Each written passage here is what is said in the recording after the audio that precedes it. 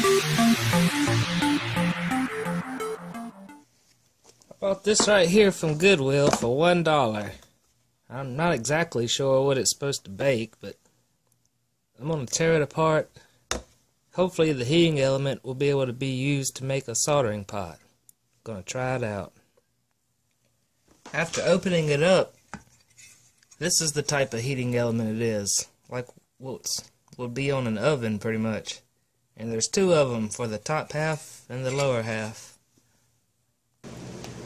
And I call that a success. Only thing, I'm only using half of it, and it's lead-free solder in it right now, which is, you know, even harder to melt. And it's having no problems at all.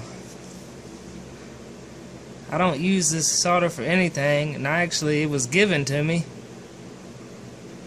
And I like getting the use out of something.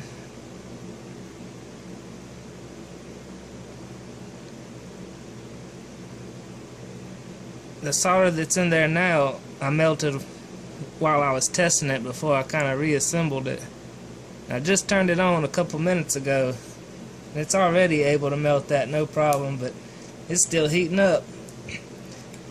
The only thing that I want to do to kind of finish it up is put this right here on the back of it and use a dedicated plug with a fuse on it, because right now it's not fused, and you know, I wouldn't want to walk away with this running. Pretty dangerous, I guess. But wow, for 99 cents from Goodwill, you can't really beat that. Let's see how long that takes.